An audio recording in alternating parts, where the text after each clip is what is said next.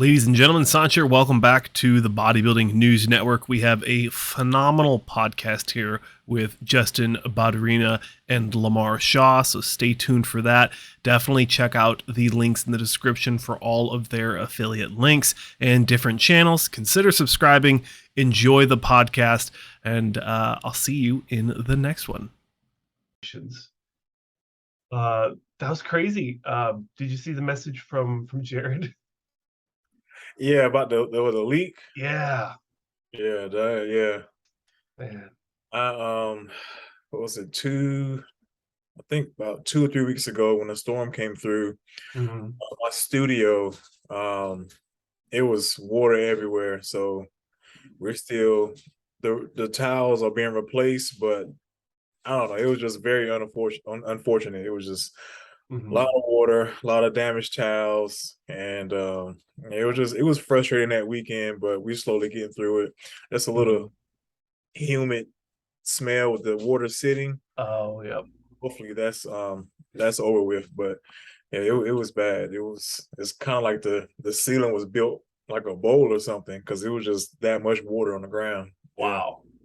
Yeah, so Dang. sucks.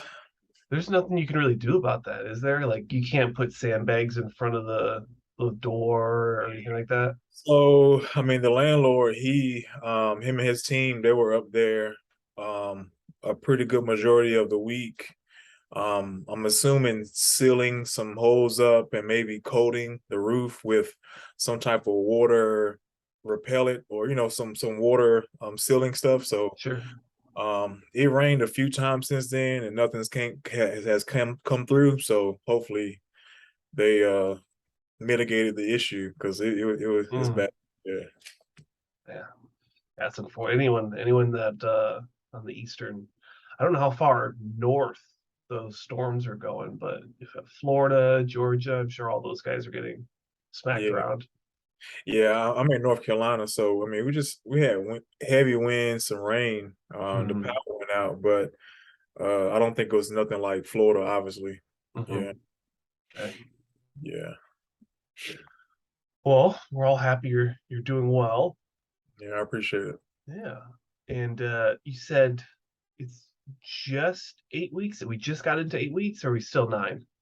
Yeah, just at 9 weeks out. Just at nine? Yeah, How's everything coming along? How you feeling?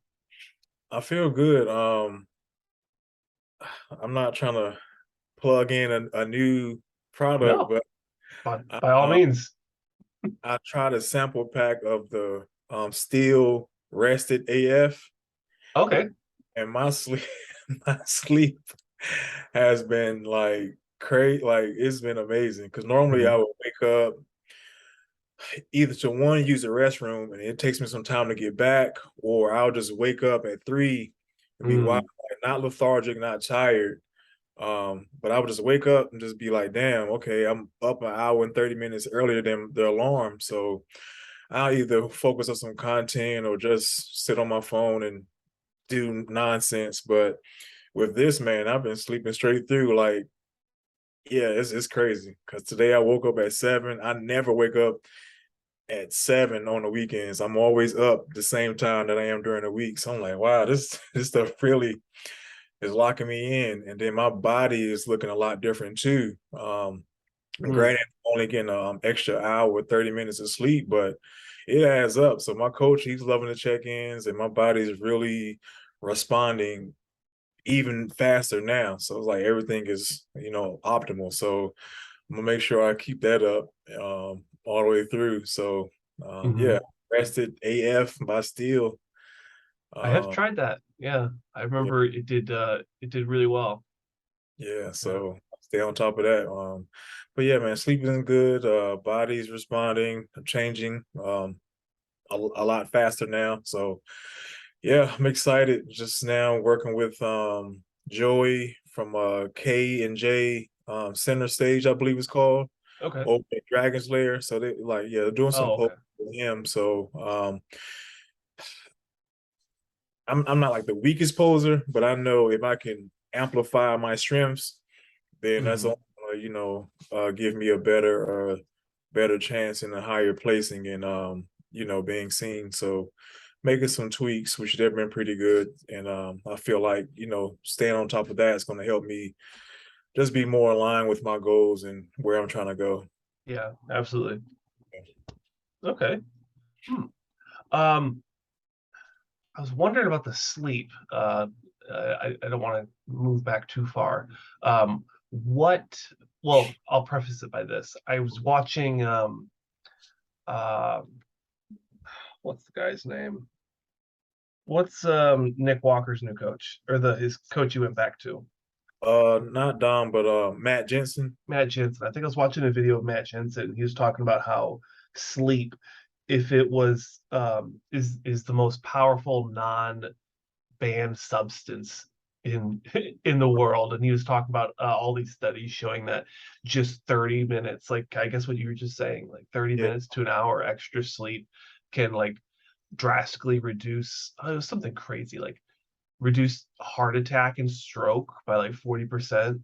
Yeah. And it also helps with like performance, and you talked about your body adaptation and how it's changing. Yeah. So I was wondering,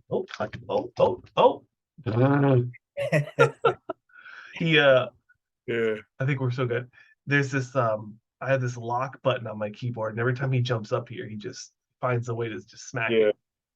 Good morning.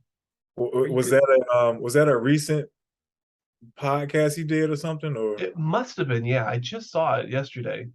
okay, I'm gonna have to check it out because I mean I know how important sleep is, but again, just to think about an extra hour, I mean, an hour is a lot. So but I wasn't feeling bad. I mean, I just wake up at 3 and be like, okay, let's just get the day started. But to get that back now, I was like, now not only do I feel good, I'm actually looking a lot better. Yeah, so yeah. And then also the good feeling part is super important. I know. Especially too, cardio is fairly the same. But again, just knowing my body, it starts to fight back when I do push harder. So I want to be able to push harder, but not have my cortisol levels skyrocket and have my fatigue management just not well. So I want to be able to push hard, but also recover just as good. So I think that extra sleep is helping. So yeah, I don't feel trashed on a stair climber like I normally. My legs feel heavy and tired. I can push through the whole 30 and actually got more in the tank that I could probably give in the event that he increases cardio. So well, you still got lots of time, so lots of time to add more cardio if need be. Yeah. How's the food intake going? Still trucking along? Yeah, I mean, it's good. I mean, I love carbs, but yeah, we're down to one carb meal on training days and then no carb meals on rest days, which it hasn't been that way for too long, maybe like a week or two. But for me, it's just a mindset thing. I just like to know that I have carbs coming. So when I don't have them, it's like, damn. And then two, I mean, my metabolism is cranking right now. So I'm always hungry. So I'm debating on either getting an appetite suppressant or just chugging a ton of water to kind of fill up. But I don't want to, expand my midsection with that. So right. But I don't know. I'll probably just suck it up and just stay busy. For the most part, if I stay busy, I'm good. So I'll give myself nonsense errands, just going to the store or doing something. I don't know, but I gotta stay busy because these 6 meals seem like they're not doing nothing. Yeah, 6 meals, goodness. Yeah. I'm just getting into that point where I feel like until I get super serious, I'm always in that recomposition phase where like I'm trying to get the body to adjust to the food intake. Yeah. So like right now I'm trying to like build back up to like maybe 5 meals. And it's brutal. It's not even a lot of food, but I'm not gonna complain about how much food I'm eating. Right. No, it's all good. Yeah, I mean everybody has their struggles, but eating enough was never mine. I mean, 800 carbs, and certain preps. I mean, just thousands of calories, and even at that point, still, not fully satisfied, happy, but it's like, I could eat more if I wanted to, but so luckily I do work out, because if I didn't, I think I would be one of those obese, maybe if not, I'm not gonna say 600 pounds, but I'll be pushing some crazy weight, like 300 or so. Yeah. I've always wondered, and we could edit this if you want. But when it comes to metabolism, I've never been one, I still consider myself somewhat of a novice lifter. And then obviously I still compete naturally. I wonder how much performance ingredients play into the metabolism. Because when you talk about like 600 carbs, 800 carbs, like I've never even looked at that many carbs. I think I've Right. only been able to touch like 400, and that still like just blows me out. Like in the midsection and the chest, like it never. I've never been to a place where I can maintain like a good hard crisp look without anything starting to blow out when it comes to that many carbs. Now, I get what you're saying. So I know for me, I'm just thinking back about, my journey, even Yeah. before becoming professional and taking this route, Right. with my first coach, to put on that mass, like the food, it was a lot. Like it was a lot. And I was able to do it, but I realized the more muscle mass I put on, that's when the hunger cues and the metabolism was increased. So I think a lot of it comes from the amount of muscle mass you carry.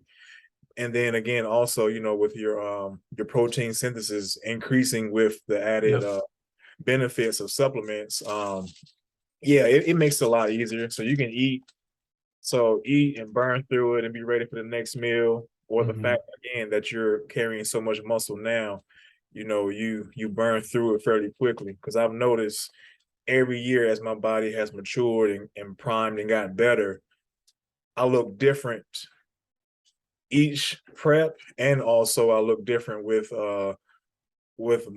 more food or less food. So like I can continue to eat and not, blow out of shape and look, sloppy, if you will.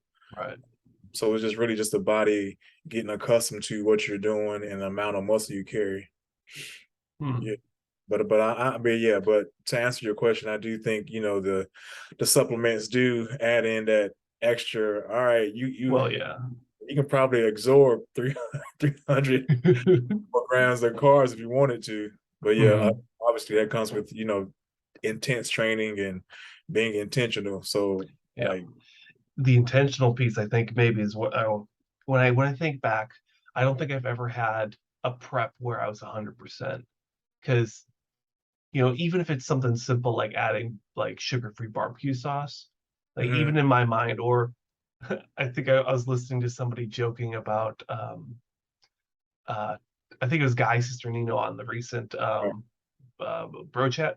And they were yeah, talking about adding onions to your eggs, and like how somebody was like making fun of Guy because they're like the amount of like sugar from those onions is like so minuscule that it's like you shouldn't be like beating yourself up about it.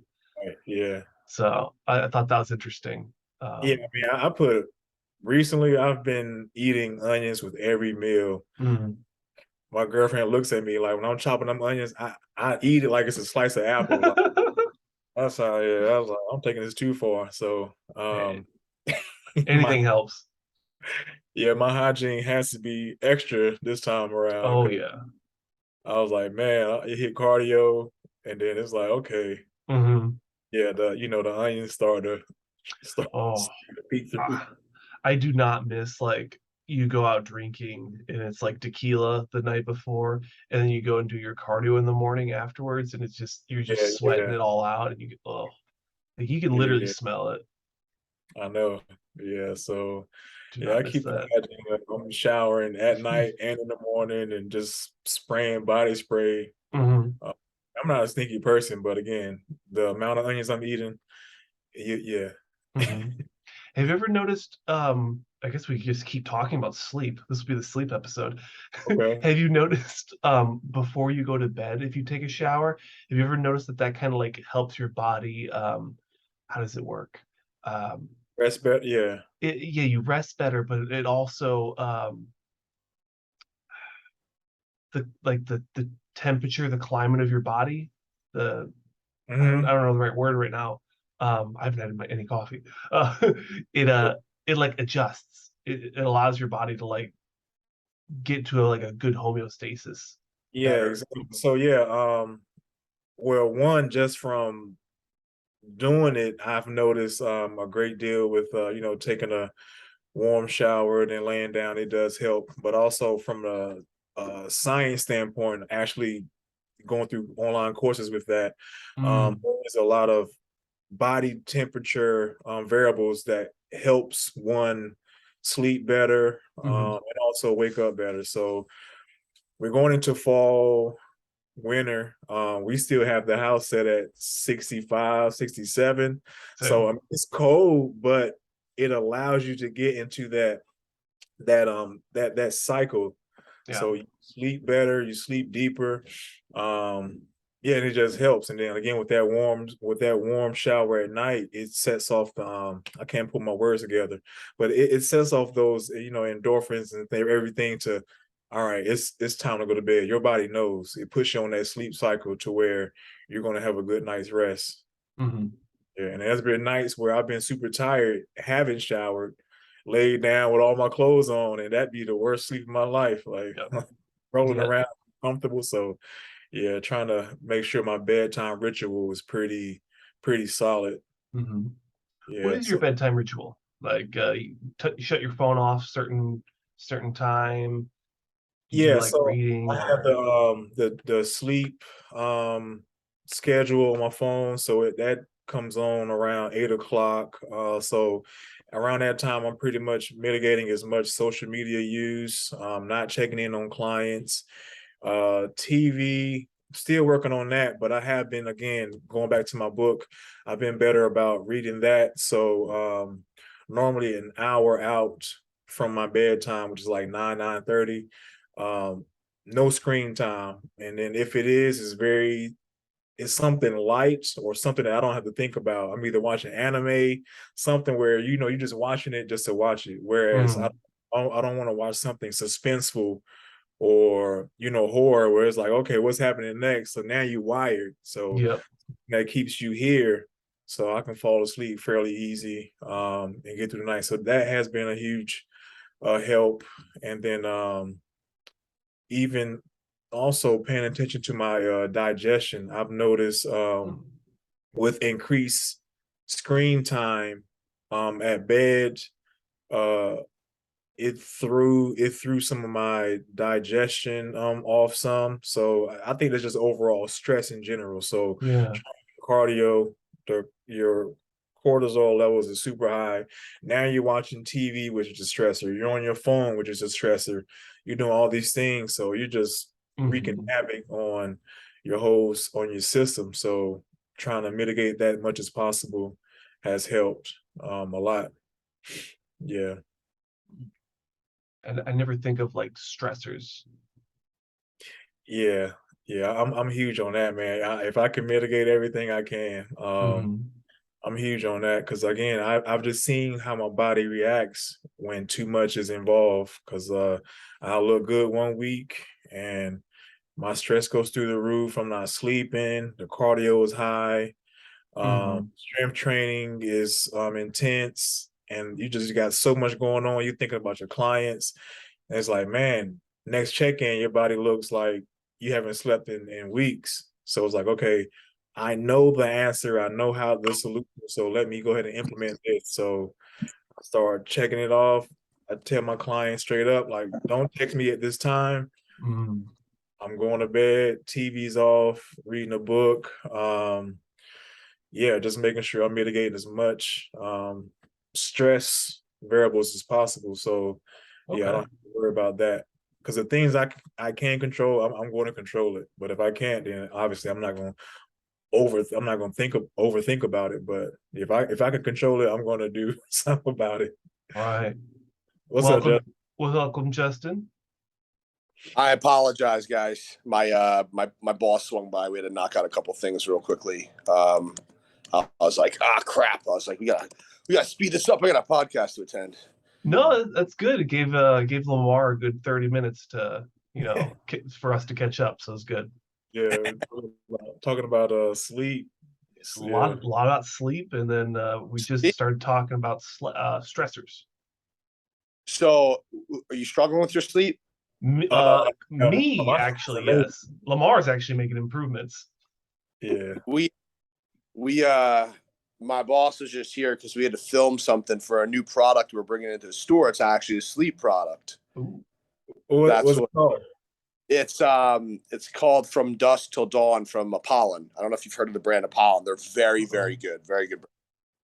Oh, damn. I mean, that's a nice name, though, but I haven't heard of it. Apollon. Yeah. Product from them. I got to see the panel of ingredients itself. Yeah. My boss, good product. Okay. Do a comparison of that against Animal PM. Animal PM? Yeah. Because that's all the vitamins and stuff I take, because it's so many vitamins, like it has to be the best. That's kind of like my thought process when it came to like buying that stuff. Yeah. Like it's every bag is like 15 pills. It's so much. Okay. All at once? Yeah. So the Animal PM for sleep is like 10 pills in a bag. And then the Flex, which is like the joint support and everything, that's like another 10 pills. And then the multivitamin is like another 10 pills. It's a lot. It's a lot, yeah. Yeah, but I can just throw it back and just water. We're good to go. Okay. Yeah. I tried that one, but the rested AF, I do remember the one time I think I got a sample pack when they do like the t-shirt deal thing and they send it out.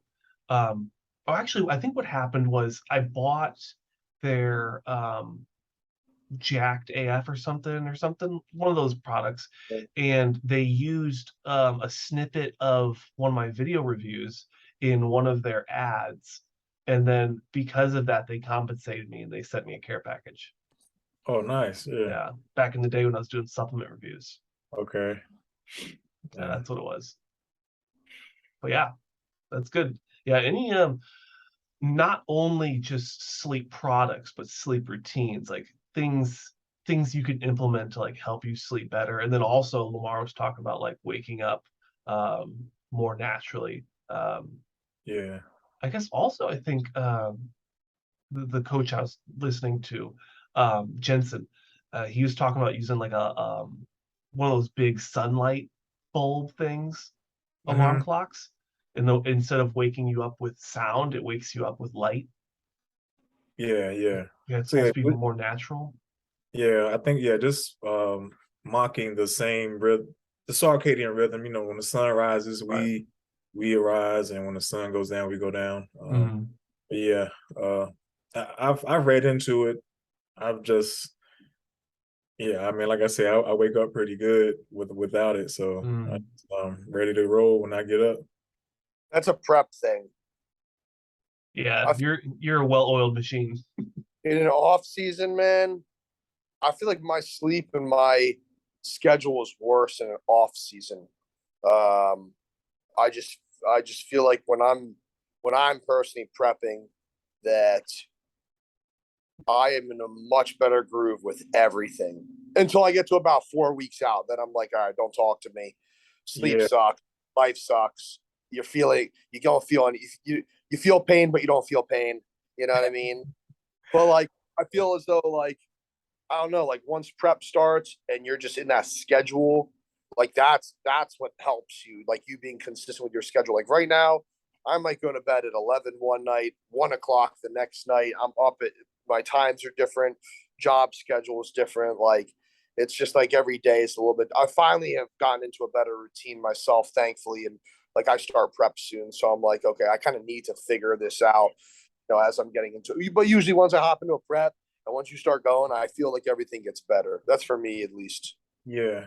No, I mean, I agree. I've noticed that with myself too, but with me, in the off season, my weekend schedule is the one that is the worst because obviously me not having to get up or do things, I'll sleep in. I'll just be as lazy as possible.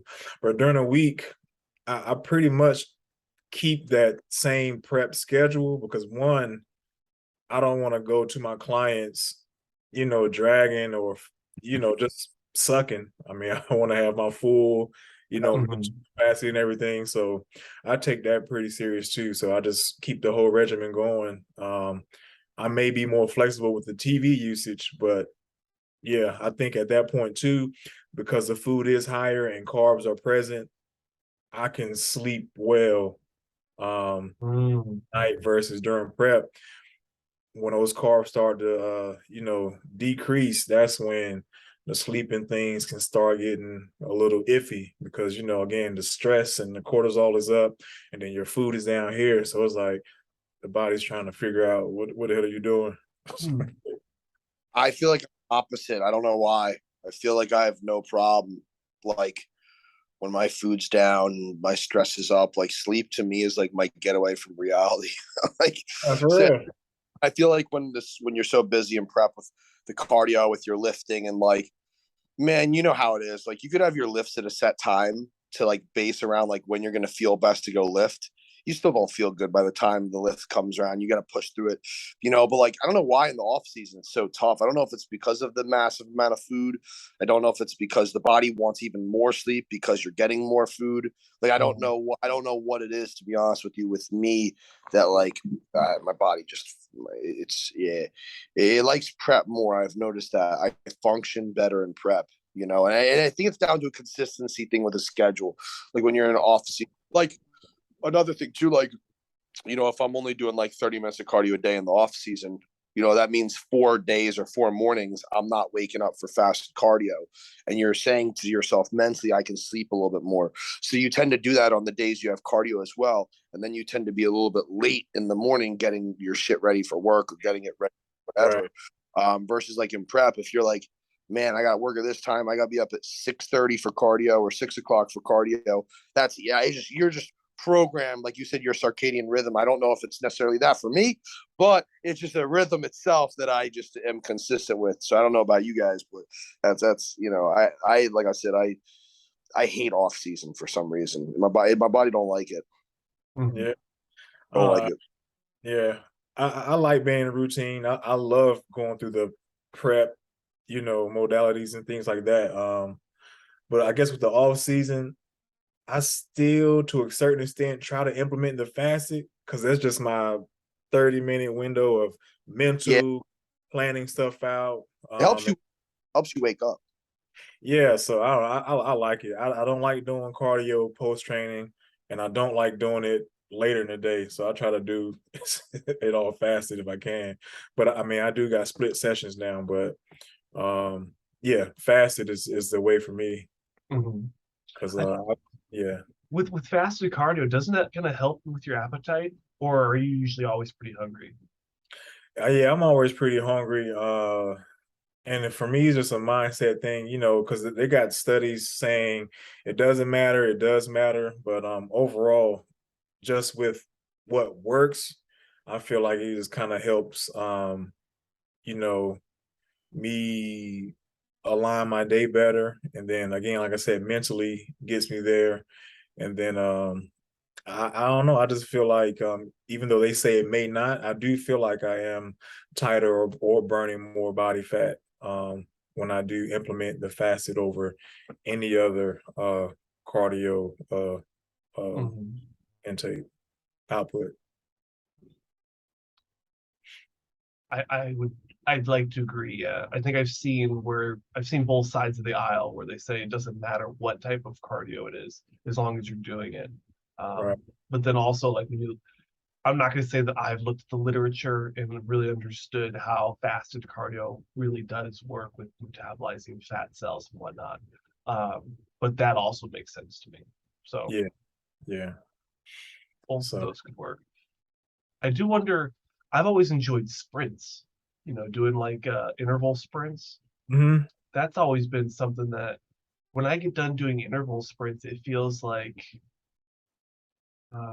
it's hard to explain. Like when you get done doing like a really, really hard set, that's not like draining on the muscle side, but more the endurance side.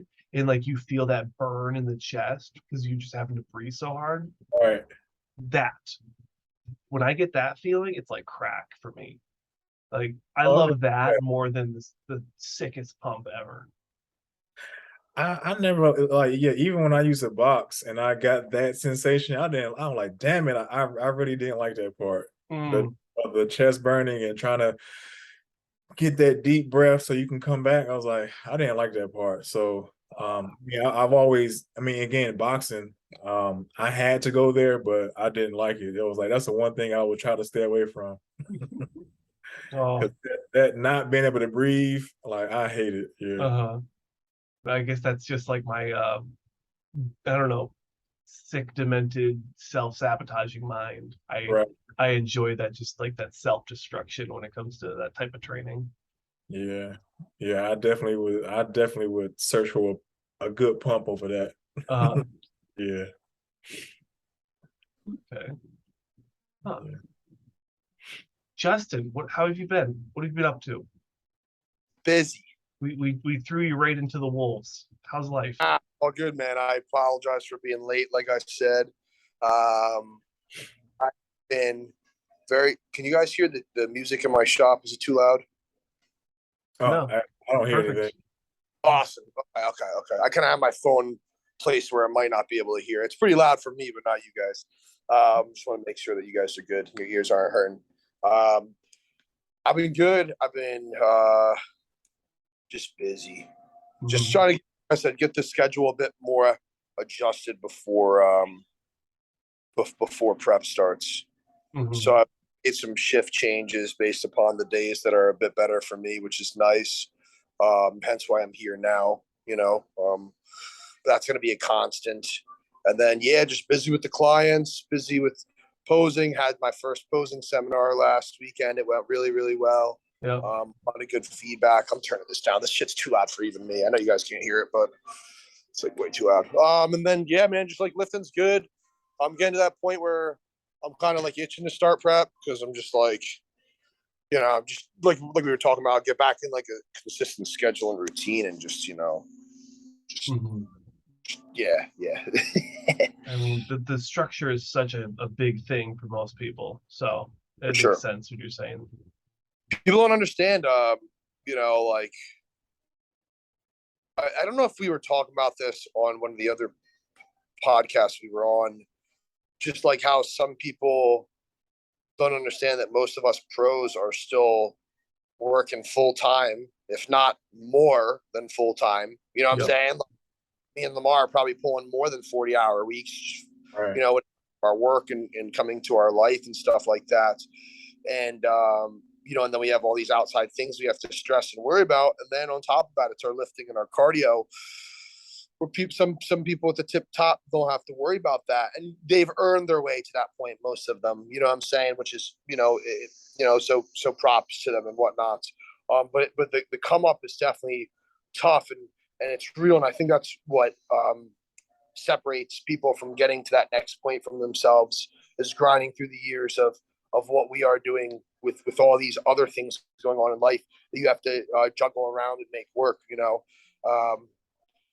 I like, we talked about, we wish we could just wake up, do cardio, come home, eat breakfast, prep food, take a nap, go train, come home, take a nap, go play with the dogs. The bills are being paid, everything, no stress, don't gotta go to work, but it just ain't that way, so we gotta stay busy and grind and create a legacy, not just inside bodybuilding, but outside bodybuilding with, clearly Lamar's doing his training and, I'm doing my coaching and stuff. And, you're doing what you're doing, Josh. So yeah, I mean, it takes, got to put a lot of work in. Well, I think a lot of it's just delusional when like I'm a fan, but I'm also an athlete.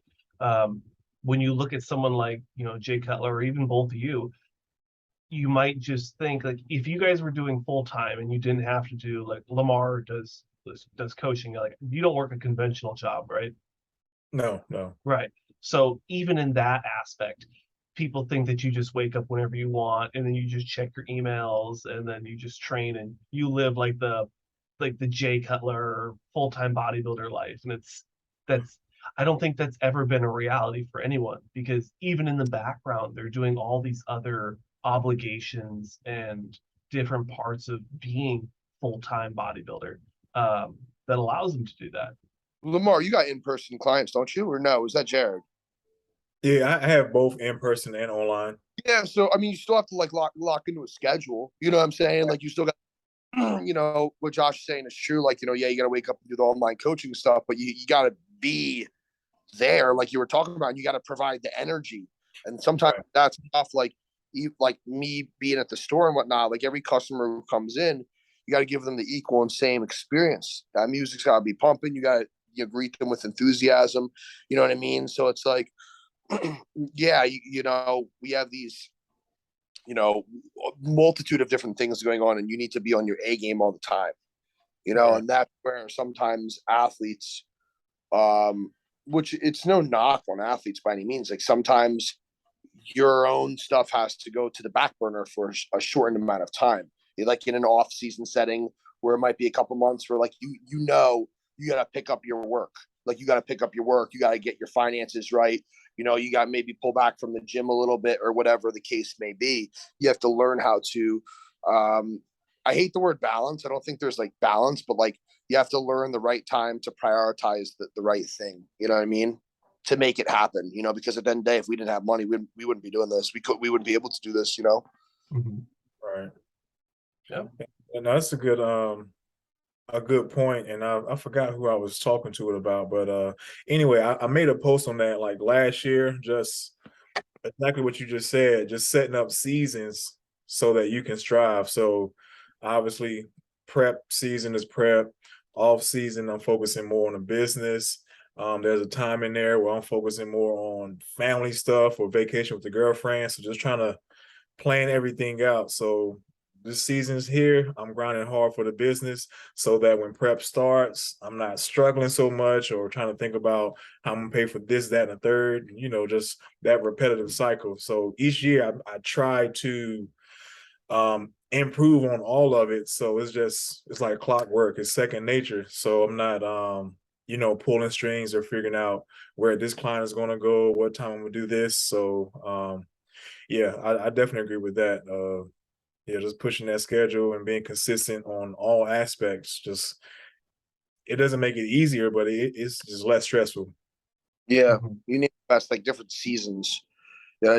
And it doesn't mean like bodybuilding necessarily takes a back burner by any means, you know, because even off season, like you can pull back your training to 4 days a week and, you know,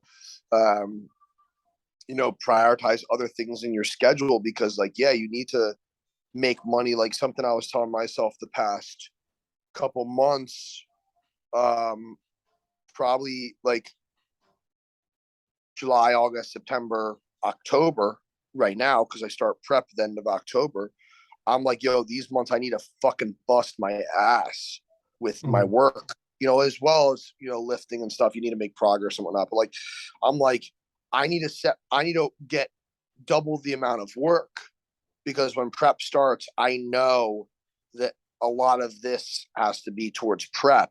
Right. And bring on clients and half-ass effort with clients. I can't take on more shifts and half-ass your shifts. I can't, you know, you gotta, you know, like you said, the different season and whatnot, and learn what to prioritize in that given time. And I don't consider that balance. I consider that just like knowing your priorities in the season that you're in, because you can still like give 100% to everything in a sense, like, but you know, you need to know where to cut back. It's kind of like I can still give 100% to my clients when I'm in prep, but I just know I'm not going to maybe have as many posing sessions. I know that some of my online clients might drop off, and when they do, I'm not going to be searching for a lot more if I can't bite off more than I can chew. Right. You know, so like learning that, I think that's something that a lot of the viewers of this can take away. Like, you got to understand like the different seasons. That's like you worded it best. Like I think that's the best way to like word it. Like the different seasons for yourself. Yeah. You know what I mean? That's a really good point. Yeah. Yeah.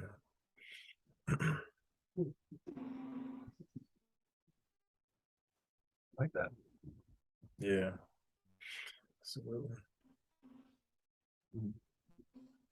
Besides prep, what else is going on with you, Justin? Well, prep starts in 2 weeks. We're just here at Aries, we're just continuing to do our thing. Yeah. Coming out with some new stuff, moving forward, getting ready for 2023 plans, just for the stores in and of themselves. In regards to coaching and clients and posting, everyone's doing well. Everyone at home's doing well. The dogs are awesome per usual. Yeah. It's tough to leave them in the morning. It really is tough to leave them in the morning. I don't think people understand how, like, what a dog can do to you, or any animal. When you know what I mean? Like you just, it's a different type of bond. I can't describe it. I don't think people understand, like, the dog is relying solely on you. Yeah. And like a dog has its person. Like a great example is like me and my girlfriend live together with our 2 dogs, my dog and her dog. And both the dogs love us like equally, you know what I'm saying? But both dogs know who the real like master is, or who the real the person in charge is. And like my dog does extremely well off leash. She's very well trained, like off leash. I have to be careful in certain situations for sure, because you have to be careful with other people and other people's dogs, but my dog does very well off leash. And like a lot of the times we'll be walking and, my girl has her dog on the leash because she doesn't do the best off leash. And then I'll just let Nala do her thing. And like, let's say, because I'm a bit slower walking. I'm a slow walker, especially the officers have more weight on me. I could be trailing behind, and my girlfriend and her dog keep walking, and Nala's like halfway in between, but she always stops and looks back at me, and like she waits for me to catch up to her, and then she'll walk ahead, and then she'll stop and look back at me, and then wait for me to catch up to her. You know what I mean? So like it's just like a different bond. I can't describe. Like everyone who's watching this, you need to go get a dog right now. Go adopt a dog too, because there's a lot of dogs that need to be adopted. That's my dog talk for the day. Your PSA. Yes, exactly. There's nothing wrong with purebred dogs. I mean, I have a purebred retriever. I wanted one. So I was, at the time, my thoughts like, if I'm getting a dog, I'm going to get exactly what I want. But if I was able to like have another dog, or my girlfriend says this all the time, like if we were able to like adopt all the dogs in need, we would adopt all the dogs in need.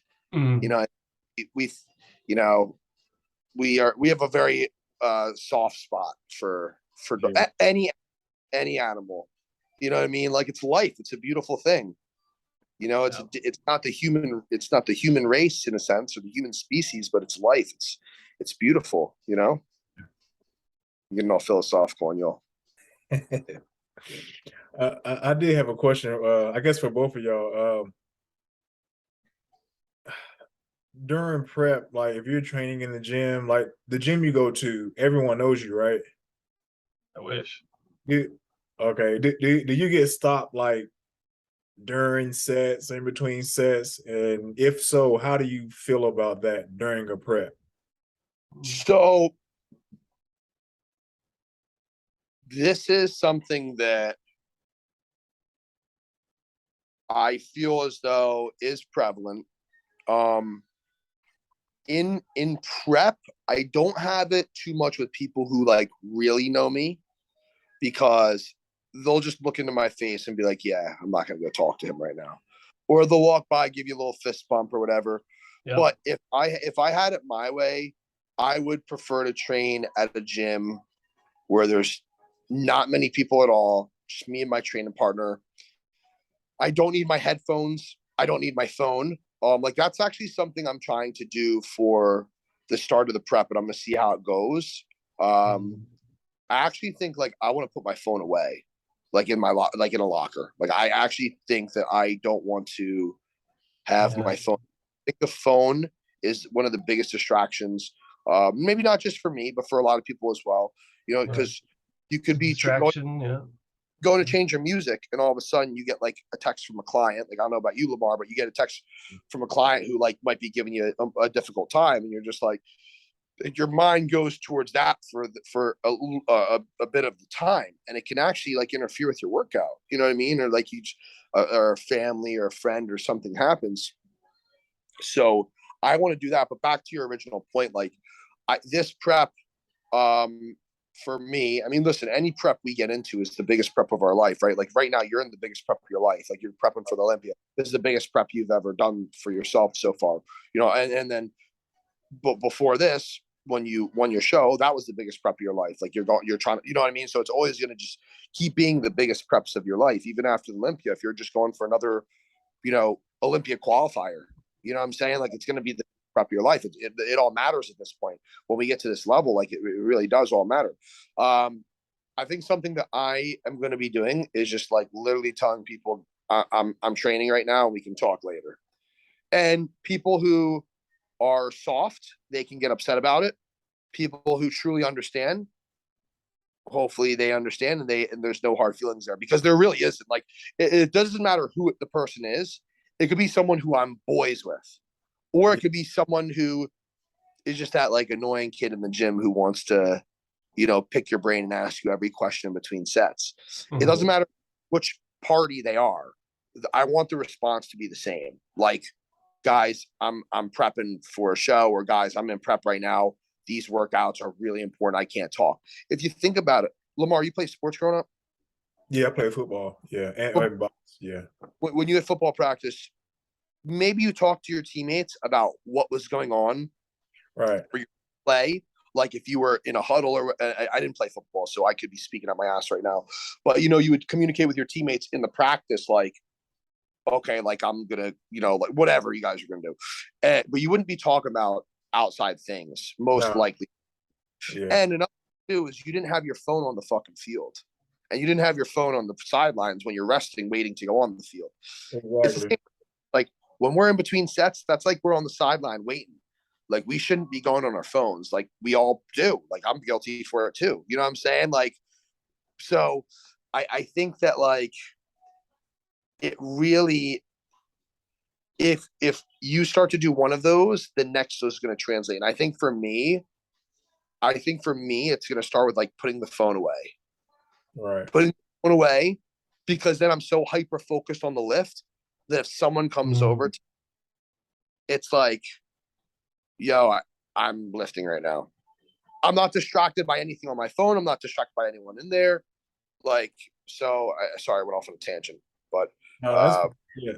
But if I was, I'd probably just say, like, you know, it might be tough because if you're training at a gym that you have clients at, Lamar, like if like you don't want to be rude to your clients because of business, you know, because if they ask you a question or they come up and talk to you, you don't want to. But again, like it's tough because the general person doesn't understand like what you are preparing for. Like you're preparing for the biggest show in our industry, and like this is important to you, and it's not you being rude by any means at all. Like it's not like you got to focus as a professional athlete preparing for the Super Bowl of bodybuilding. You need your practices to be perfect. Yeah. So I just feel as though if someone finds you rude, that's a fault of theirs. If they're cool, then they're cool. You know what I mean? I you know. I got you. Yeah. So I mean, I have the answer and the solution for myself. I was just trying to see, Okay. you know, what you guys do in this situation. So pretty much yesterday was it's happened over the years. So I was like, not right now, but yesterday, this week really, and last week, I've been in this total different like zone. So it's like I'm not dapping you, nothing. So this guy walks up and I'm in the middle of it. Oh, jeez. I'm not pausing the ad. Huh? Mid-set? Mid-set. I didn't pause it. I didn't think about it. And you know, when you have your ears muffled, you're going to speak louder anyway. So in the middle of it, I said, hey, look, man, I'm sorry right now. I'm in it. I can't. That was it. Like, I'm going. Cause like I was so zoned yesterday. It's crazy. Like, and it was like, and you can almost feel people was trying to get my attention in certain times and things like I can't do this right now. So I was just seeing how you guys handle it. Cause again, I have my answers and my solution to it, but it was like, okay, I mean, you're gonna have your fans or people who follow you. They want to see how you're doing, and I get that. But it's like right now, I cannot be that guy for you. I can't. Like, you can hit me up on the IG. You can get me afterwards, maybe, and even then, I'm trying to rush home and eat. So it's like you just gotta DM me, and then we can talk then. But like right now, this is my time. I can't right now. So, and the way I said, again, I didn't hear myself say it because I had the headphones on, but it was loud. I was like, yo, I'm sorry, I can't. I'm in it right now. Like I was super in it, like feeling that burn and just. Are you friends with the person or no? It was just kind of like some guy at the gym. It just one of the guys you just chop it up with here and there. Cause so again, so to put context on it, like we're cool. Like if I see him off season, we speak, we have a decent conversation, but yeah, at that moment, I don't think he got it. So yeah. Does he compete or does he lift very? Yeah, he just. That's why the people who don't do that, there's a couple people at my gym who like to lift, like they, I mean, quotation, they like to lift, but they don't love it like we do and do it for the reasons that we do. So for them, is so not necessarily a social hour. I feel like that's an insult to people who actually do come into the gym. But I feel as though it might just be like they're okay with taking a lot of time in between sets to talk to people and like to chop it up with someone like yourself. If you know someone like yourself's an Olympian, they want to talk to you, they know you're a pro and whatnot. But you're right, like they gotta understand that they can't talk about whatever that they want to talk about with you right then and there. If they're a very close friend of mine or like someone who I consider a friend, I'll give them a little chat in between the set, but I'll be like, yo, man, I'm going to rush you just because I'm, and they're cool with it because if they are really close with you, they know like you're in right now and they don't want to fuck with you. They want to say what's up. They want to say what's up, give you a hug, walk away. And I think like a lot of my friends know that with me, which is awesome. But then again, you have your outside people who don't, and like, that want to shoot. Like recently I had some guy at my gym. He came up to me. He's like, yo, man, I saw your belt. Cause I had like IFBB Pro on my belt. And he's like, you're Justin Badurina. I looked you up and I remembered some of your pictures that were circulating from one of your shows. And he started talking to me for a little bit. And like, I'm like, okay, like it's in the off season. He's making small talk right now. Like this is cool. And again, we talk about the seasons, you know what I'm saying? Yeah. Like I'm in the zone of my workout, but like this kid came up to me. It's my first time ever talking to him. I'm going to give him a couple minutes right now in between my set. That's cool. But if we were in prep, I'd be like, yo, boss. Because if it's someone new, you don't want to ruin that. You don't want to ruin that first impression. Like, like if someone new came up to you, I guarantee your reaction. Now, if they came up to you mid-set and they were new, I'd also say like, fuck off. But like, if you're just chilling on your bench and they're like, yo, Lamar, like I saw some of your pictures. Like I've never met you before, but like I love your physique.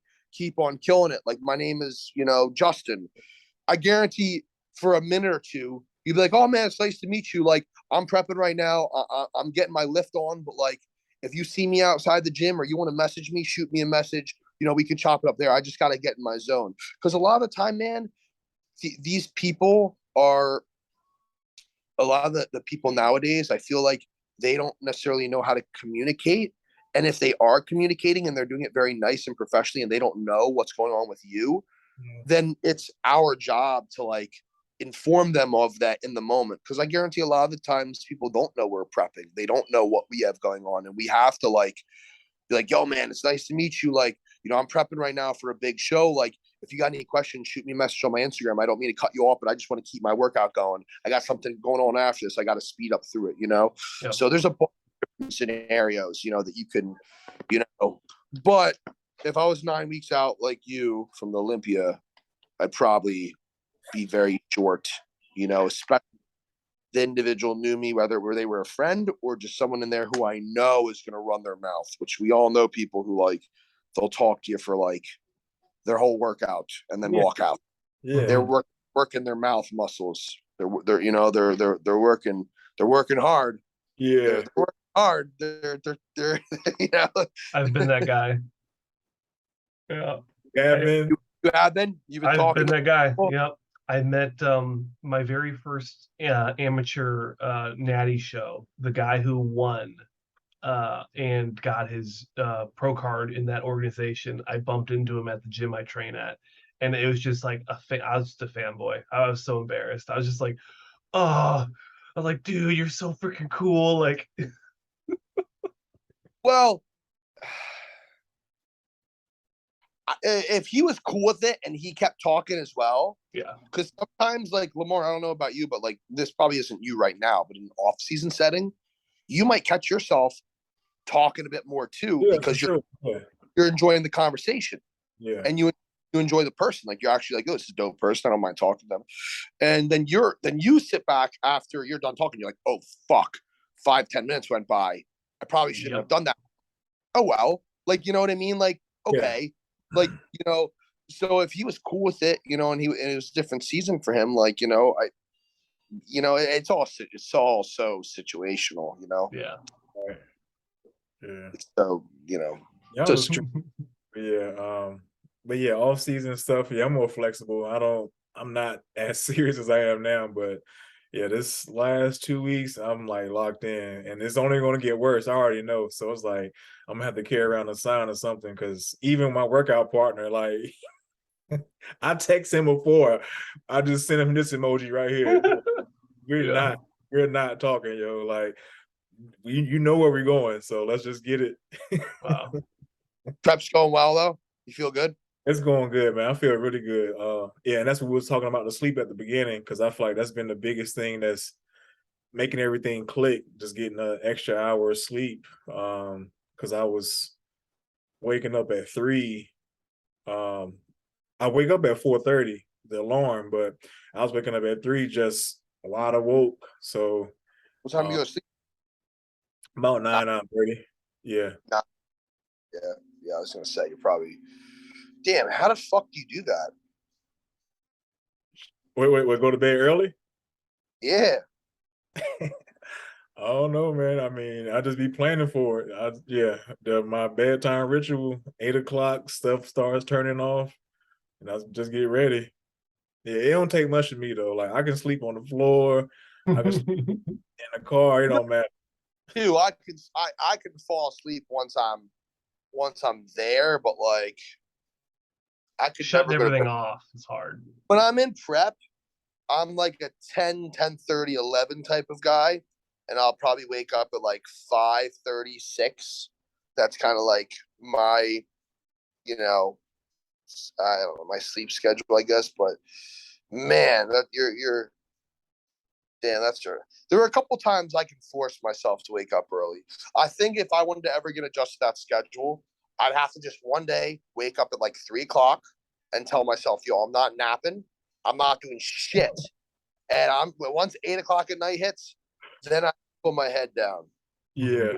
I pose, so I want to give a shout out to my buddy, my posing client, Matt Norman. He actually just won the overall at Big Cat Classic, which was the show that I might have mentioned to you guys. That I had a lot of posts and people doing the show. It was 2 weeks ago from yesterday, and he won the overall there.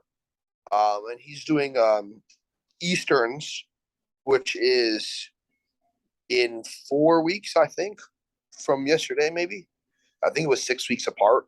Easterns is you guys aren't from Northeast at all. Easterns is a very big show here that people will do right before nationals in Miami. So and the head judge of it, Steve Weinberg, it's all Northeast. So Bev's gym is up here. So it's a very big show, and lot of, the big name judges and whatnot, like come and judge the show. And he's doing that show, and we were talking, and he's got a baby girl, and I think he's got another one on the way. And he was telling me his sleep schedule is like yours. He's up at 3:00. He has a morning ritual. He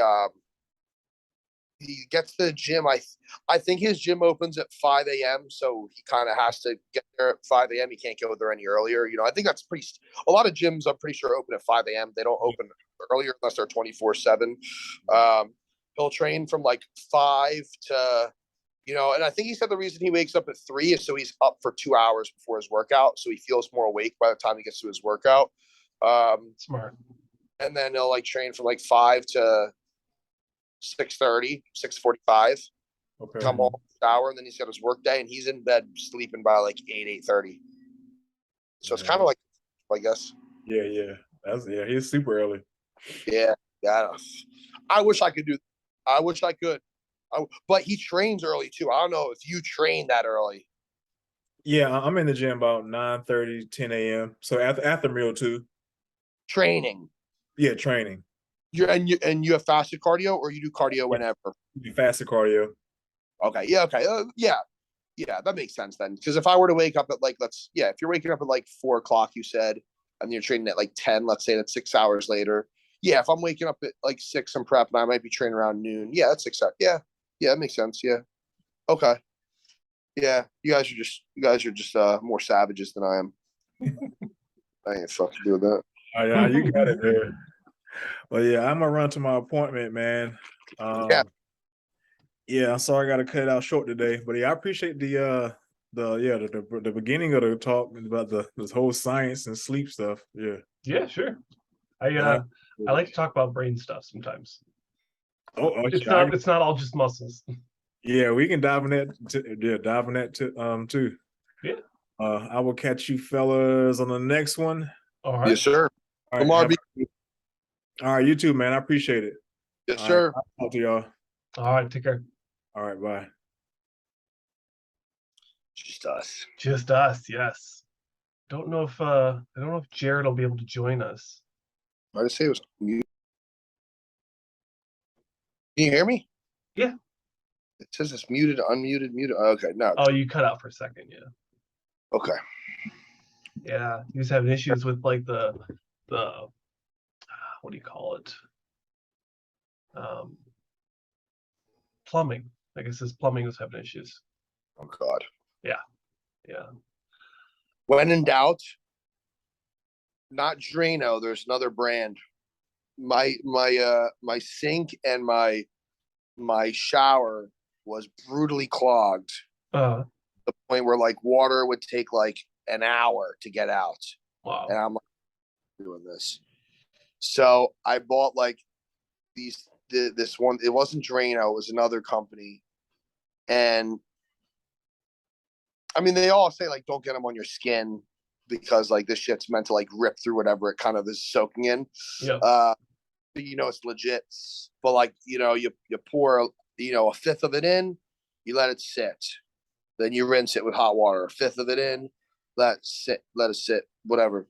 We did that for both the sink and the shower, and killed everything. Mm-hmm. Yeah, perfect, no issues. Oh, yeah. That's always satisfying. Who needs a plumber when you have Drano ripoff? Yeah, either that or those like ripcord things you push in to get the hair. Ugh. Yeah. That's Well, gross. what this stuff does, but I think it like disintegrates anything and everything in its way. It's like acid, Right? But it won't completely rip up your pipes and your tub and your sink and stuff like that. Mm-hmm. Which is good. You have a new setup, I see. Yeah, I added some acoustic walls behind, so they're actually pretty massive. I need to take them down and cut them because they're 4 feet long by 8 feet tall, and 8 feet is just a little too tall. Sure. So I'll probably cut a foot off it, so it's 7 feet. And then today I'm gonna go pick up a couple more boards and build some more frames. because I want to add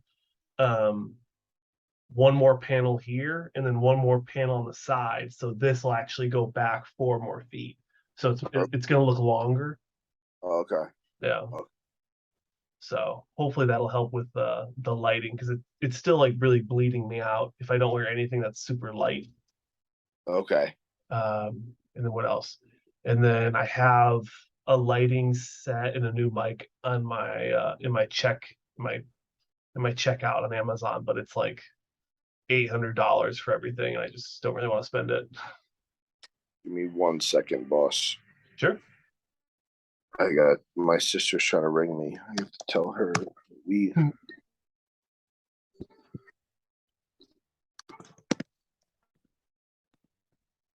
right, we are good.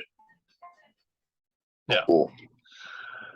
Yeah, so I was thinking about those additions besides, what I've already done. But we'll see. I've also really wanted to I need like a content manager, What? You do? I'm on a podcast. Bring him in. Bring him in. So Would they say I got a dog? my sister just called me.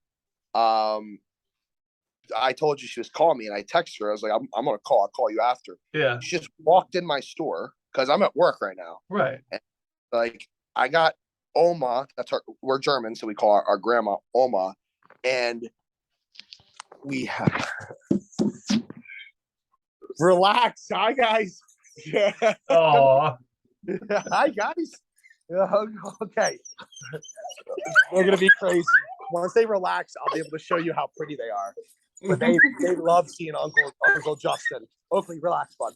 Come here. Stop. Hopefully the viewers of the podcast like dogs. I got both of them crawling all over. Stop. Hold on, buddy. Come here.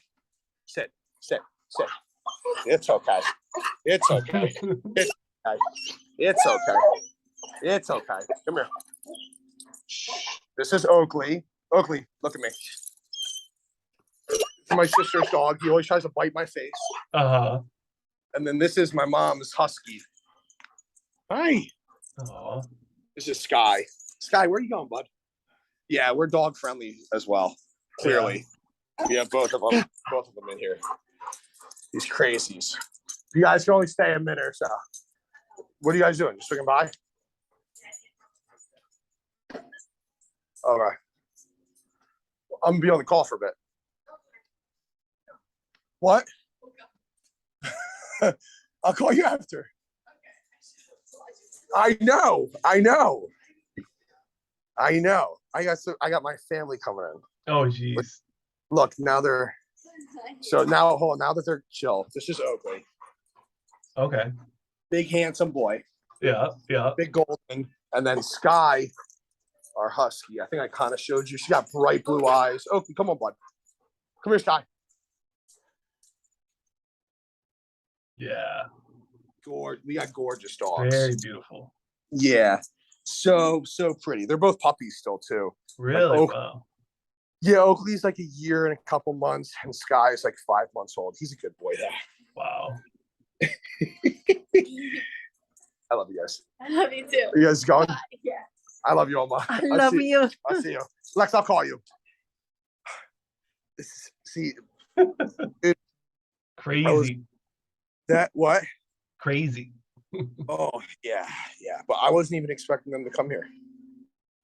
That's my life. Yeah. I don't know what's going on half the time. I would take that over mine any day. Mine is so boring. So honestly, sometimes I wish it was more chill. I'm not gonna lie, because it's just like my mind is always going. Yeah. Like it has. I was talking to my girlfriend about this, and broke down a little bit recently because I'm just like, I feel like sometimes I still get a breather. Mm. Like how much I'm working with, how much I'm go. The one day a week I get off is not really a day off. It's like a day of cooking and prepping and lifting and dogs, which I love taking my dogs out. Those are my two dogs. Those are my family. We love dogs, clearly.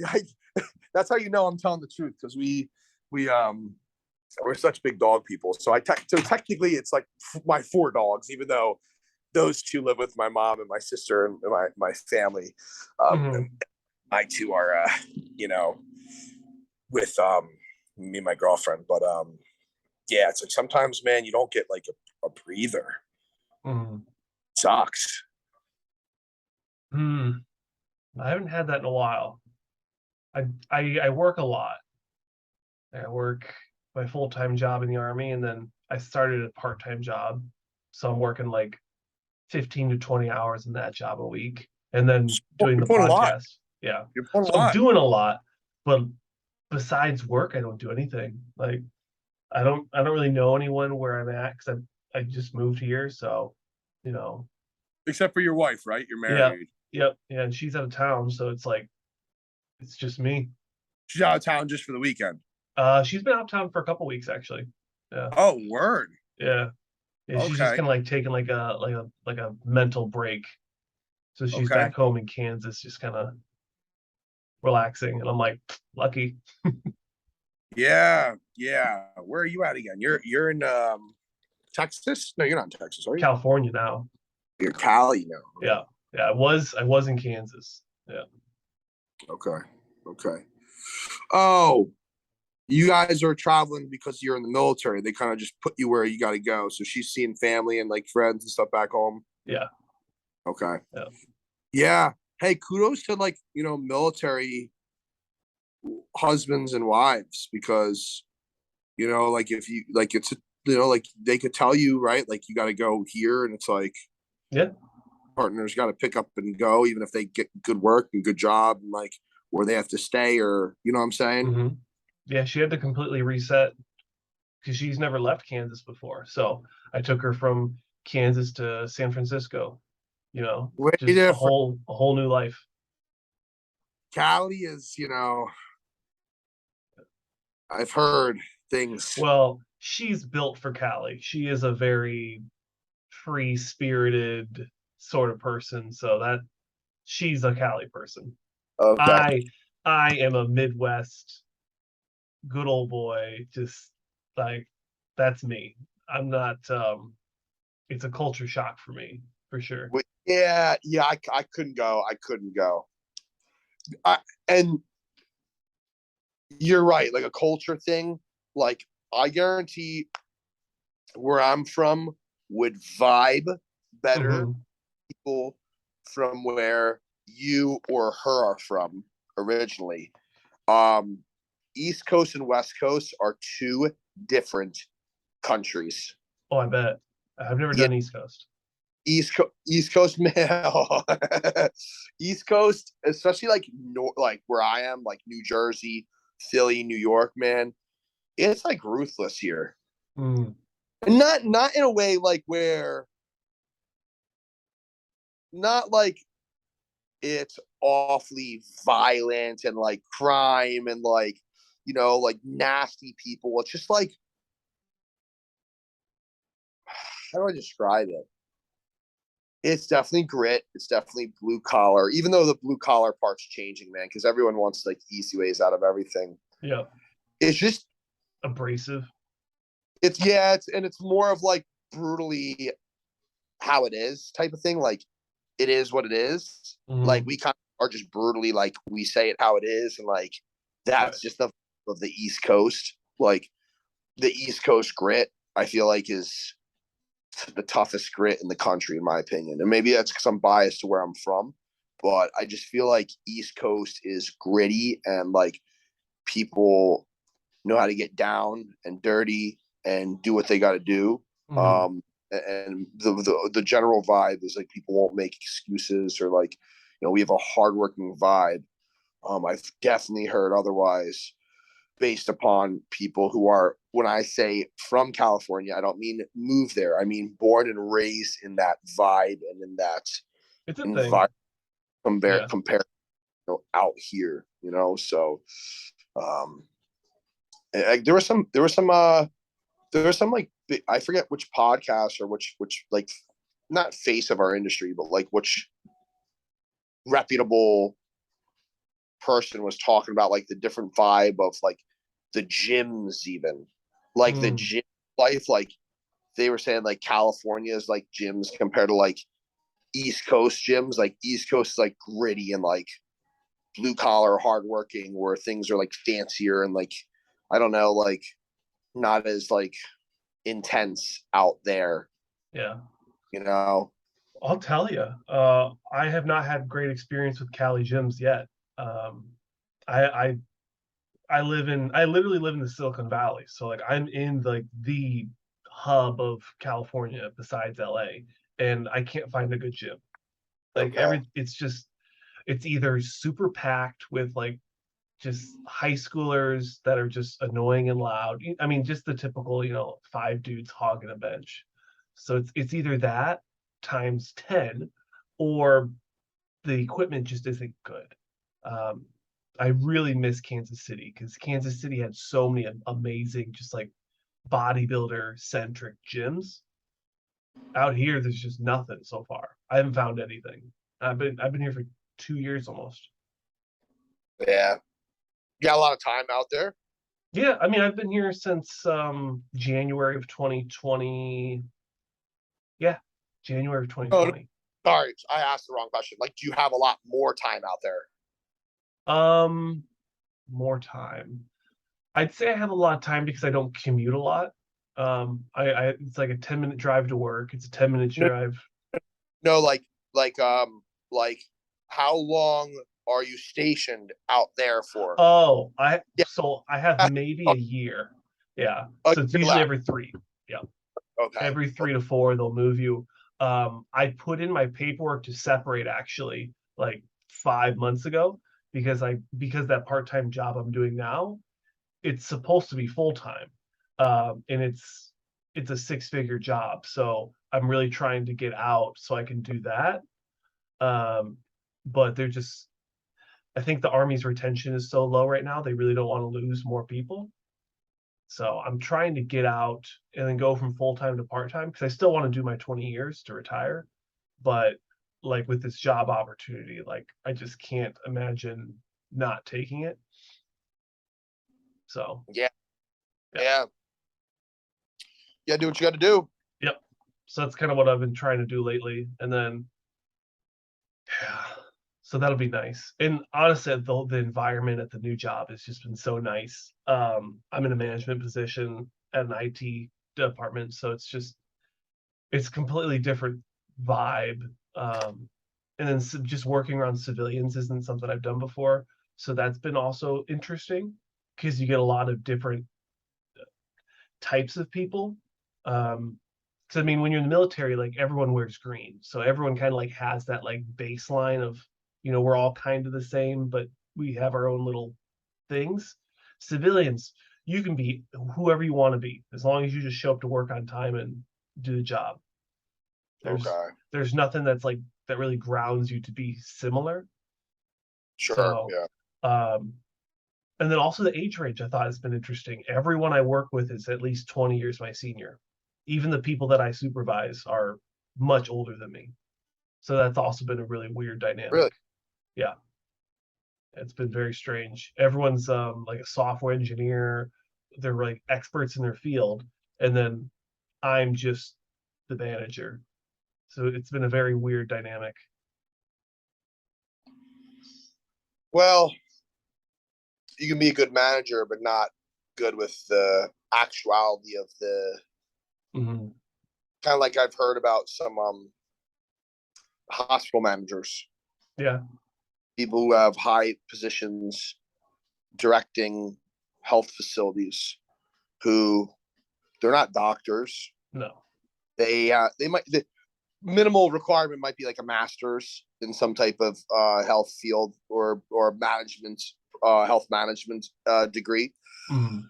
A lot of the time, like they're managing people who, like, if we said, okay, like you got to save this life right now, where if like they ask you, like, yo, we need you to fix this problem, you might not know how to fix it, but Right. you'd be like, get off to this person who works for me or under me. I never like this for me. I like, I've never been a boss to someone besides being a coach, but I always feel like it's better to say, I'm going to like, you know, send you to someone I work with or work like, I hate like someone who works under me, like people who try to like assert positions of power, in my opinion. I don't know. I'm not like fond of that. I'm a very like free person. That's kind of like my point in life. Like I want to live free. Like don't bother me. Like I'm very, everyone's equal. Like, you know, but I understand there has to be different positions in companies and like to make it run good, right? Right. And you have a, you know, an owner of a company. The owner of the company is only as good as its lowest worker. Absolutely. Yep. Because that lowest worker will then impact the person above, which impacts the person above, which impacts, you know, so like really like the owner and this person are just as important for that company. I understand there's different pays and whatnot, but I don't know. That's my personal opinion, you know, like I hated having bosses or people that always thought they were above because of their position at that specific company. Right. I always found that to be a turnoff versus when I found a boss or someone who actually wanted to work with me, who wanted to, you know, like teach me out of genuine care for me to help me help everyone. You know what I mean? That's just kind of like, I don't know, something I don't know. It's just a viewpoint of mine. Well, I think that's the whole philosophy behind like servant leadership. You always want to put like I always say, my Joes. Like I always put my Joes in front of me. I put their interests first. And it's always been my philosophy. If I always focus, or if I only focus on taking care of my guys, if I take care of them and make sure that they're good, they're going to take care of me. If I make sure they're taken care of, they're going to take care of the mission, because they understand that my only interest is to make sure that they're okay and that they're going to succeed. So they're going to want to reciprocate that kind of care. They're going to want to take care of me. And it goes back to like respect for everyone and everything. Right. Your local garbage man is very important. Mm-hmm. Like if you think about it, like very important. Like, fuck. I've been a garbage man. It's a very important job. You were? Yeah. Yeah. It is. I hung on the back of it and grabbed the trash and threw it in. No, but it is very important. I'm not saying that in like a sarcastic way. Like I actually mean that. Like, you know, like that's an important position that people don't want to take, but like it's needed. And like if you think about it, like they're taking away trash that is just compiling in that area. And like if that just keeps like we're gonna live in waste. Like that's an important position. Like every position, every person has its place, you know, and I truly believe that. I truly you know, I believe that there's a lot of like people out there that like, oh, you're working as this or oh, you're doing this. It's like, well, it's needed. That job is, you know, it's needed to have that position. You know, like something I always thought was funny was like how people were like, oh, like, you know, I don't want to work you know, a minimum wage job, which I tend to understand because you want a little bit more money, but like, you know, a lot of these like a lot of the younger kids, I had a young kid coming in who was kind of talking to me about his work. I remember him saying, because he was like 17 years old, going on 18 years old, and he wasn't for a job or a company that was going to pay him less than like 20 or something an hour. And I'm like, it's pretty fucking good money for you having no experience, no background, no nothing. Yeah. And we were just talking about like, he's like, well, I don't want like a stupid job. Like that's what it was. He's like, I don't want a stupid job like working at McDonald's. I was like, you might think that's stupid, but it's not stupid because it's needed. I was like, do you eat McDonald's? He's like, yeah, sometimes. I was like, okay, so you need people to work there. I was like, it's you know, like it's a job. It's important. Like, and everyone's equal. Like, don't view someone who works there as a lesser human or person, you know, just because of position. You know, the only time we should ever view people differently is if they are nasty, negative, mean people who disrespect. I don't think that a position, you know, unless they're like illegally doing something for their money, like they're in the complete wrong way, or they're harming other people. I have very, very few rules to life, and without getting into too many details based on like my viewpoints of things, if you catch my drift, Sure. I'm a very free man. Like, I want to be free. I don't want to be told what to do. I want to just do my life, and I want you to do your life however that may be. I am a very, like I said, I'm like pro freedom in every category that you could imagine. So take that for what it's worth. Like, I don't care what other people do as long as it doesn't impact or hurt me.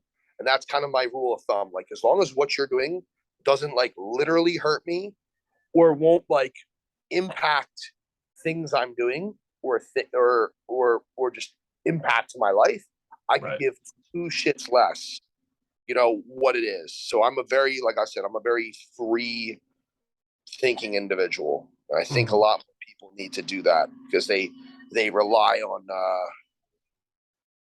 people and people of power, and like, systems, and certain sides.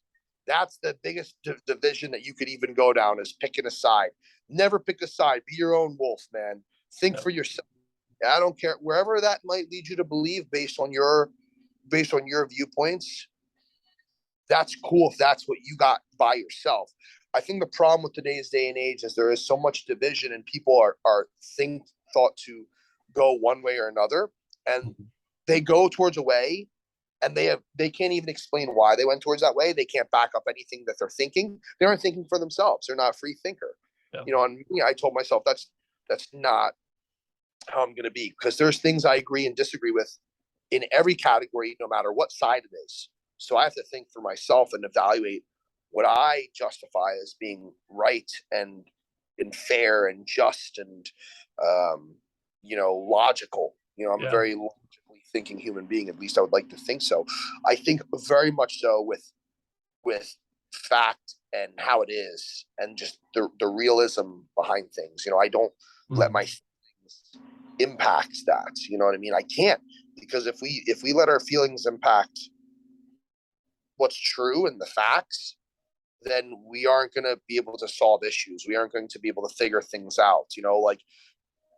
Same thing as a bodybuilding show. Okay, someone places fourth in their class, and they're like, "Man, I should have won. I should have won that show." It's like, well, 3 people beat you. It wasn't just one. Like, listen, if it's 1 versus 2 and you play second, and you're like trying to figure out like how you could have won, and you're trying to like justify, like, well, I was a bit tighter, they were a bit fuller, I had better shape, they had more size, like, sure, whatever. But like, people try to like rationalize and justify things that are so astronomically off, in my opinion. And sometimes you just have to learn to keep it super, super real with yourself. Like, I see that so much when it comes to the competing world, and like people, like, they have such a hard time keeping it real with themselves. Yeah. Because they're like so biased towards their own self. It's like they're overly confident / cocky, and they're very delusional. Whereas like me, you have no idea how much negative thought is in my head about myself on a regular basis. Like how awful I think my physique is all the time. How I don't think I should be a pro. How I think that I have so many flaws and weak points. And I think that's why I can take my personal opinion out of things, because like I personally don't think good about myself, and I evaluate things from a broader scale, I guess you could say. I don't know. I'm going off on a big tangent. Hopefully people like listening to this. I don't know, man. Like, when I first saw your physique, like, I was like, this guy's going to be a top 10 Olympian in like the next 5 years. So, take that as you may. But I see you as soon as you win your first pro show and you get on that Olympia stage, like, the judges are going to see you. Just like the structure, it's just, for classic physique, you'd think like people would get used to it, but I mean, people like you that just come in there with just like such a just crazy structure and flow. I mean, like that's what the class is all about. Yeah, I appreciate that. Yeah, I mean, that's where I think the two areas that really have amplified me since turning pro is my structure, my shape and structure. I would say are the same thing in a sense. And then my conditioning. Mhm. I get nasty conditioned, and it doesn't really translate in pictures or videos. And You can that's see something. it in your face Yeah. on So stage. You can see it. yeah, you can see it in my face. That's and like that's something where people like I have a very good buddy around here, my friend Umar. I mentioned him. He's a chiropractor. He's a doctor as well. He runs Asylum. I had my posing seminar there. Um, he'll see me very often in prep, once a week, twice a week, you know. And he could literally take a picture on his phone of me right here, you know, pull it away, look at me, put it back. And he's like, this picture that I just took of you literally right here that I'm looking at side by side, it does not look like you. He's like, I don't know what it is. He's like, because there's a certain aurora to up to presence as well. Like that's something that I feel as though people don't understand too when they're listen. You do show like analyzations, like you do that, and you do a good job of it. Same as a lot of people as well, for sure. I feel as though a lot of the small things that analysts may miss, and this isn't a knock on any analyst by any means, there is a certain presence to certain individuals Yeah. that. Okay, great example is the Andrew Jack guy. People are saying like he doesn't look as conditioned, like he you know like really that's the only knock I've actually heard about the guy from the posing. Sure, yeah. But when you see that presence in person compared to everyone else, it is like a what the absolute fuck am I looking at right now? It's just so overwhelming, the presence of that individual, that the it's like they're surrounded by this aurora, this brightness, like, and you can't describe it. And that's what, like, you know, they kind of like say about me, because I'm not the biggest guy, you know, I'm not right now the most complete guy either. I have my flaws in my physique, absolutely, for sure, but it's the overall presence of my shape and my conditioning that just amplifies things. And I think that's why I do well. And again, like, I try to take myself out of it because I want to be the best in the world. So I tell myself that I'm not the best in the world, because I'm clearly not. And I have a lot of flaws. I mean, I try to take myself out of it and really pick myself apart. Like, I definitely still need a bigger back. Even though it's come up a lot this off season, like it's come up a tremendous amount this off season, I should say. And maybe I still just have it in my head, like I need a bigger back, but my back's actually caught up. But in my head, I'm just like, could be, yeah. I've been so scarred by that for the past couple of years that like my back could be like Ronnie Coleman's, and I'd probably say like I need a bigger back still. You know what I'm saying? But like it's definitely come up. I think I need bigger arms still. I know I need bigger arms still. I need a bit more thickness from the rear down low, like calves, hammy and glute thickness from the rear, not necessarily from the side, because I do have I think I have a very, very good hamstring drop. Very good drop. And that's actually because, and this is, not many people know this, in my second prep ever, I tore my hamstring when I was like 5 weeks out. It was a very, very minor tear, but I started leg workout doing RDLs. I'll never fucking do that again. I'll never, ever.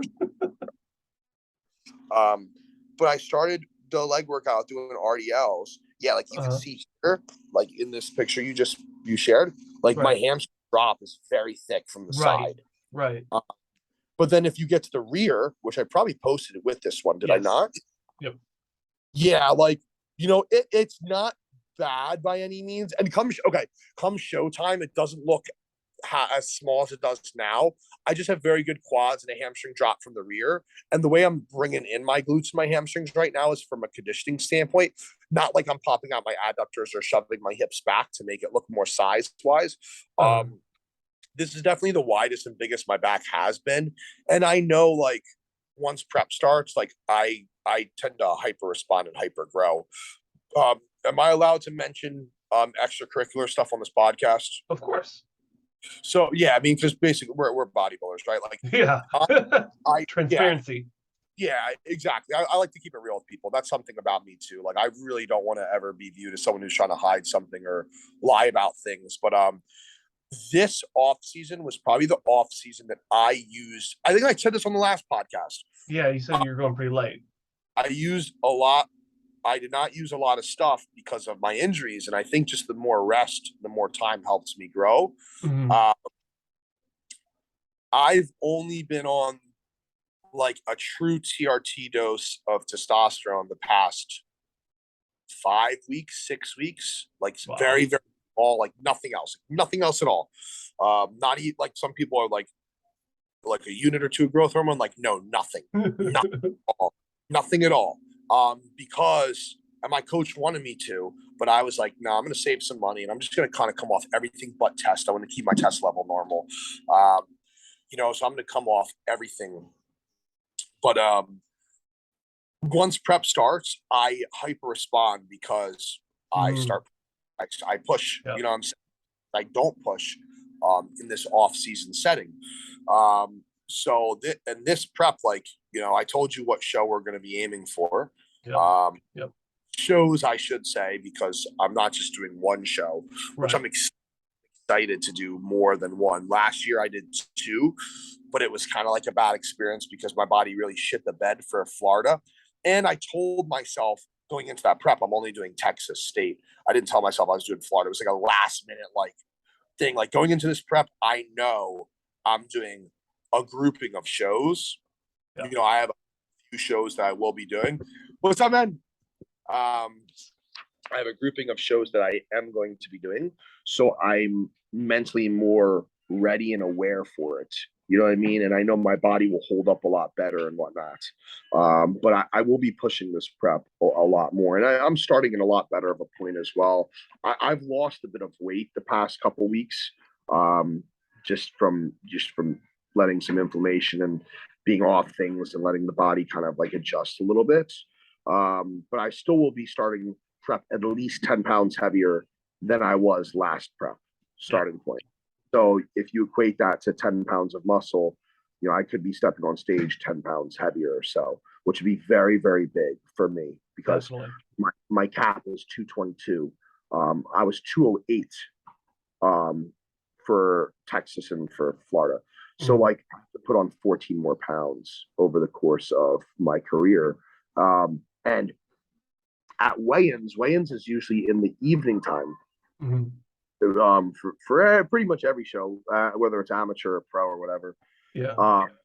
I step on the scale fully clothed because I still have no problem making my weight. I don't have to. Some people, when they're going into peak week, they're like, I have to make weight. So they have to diet that way. They have to cut water that way. Like, they have to go to some extreme measures that way. Then they have to like shove food and fill back up and whatnot.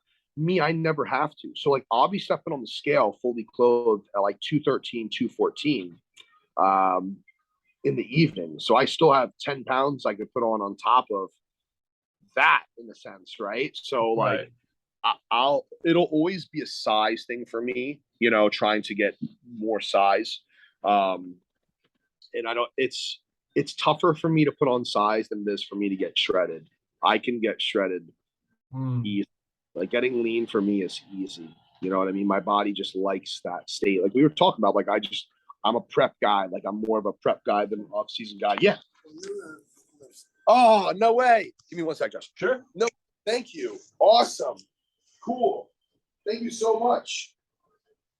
Awesome. Have a nice one, okay? One sec, Josh. Sure.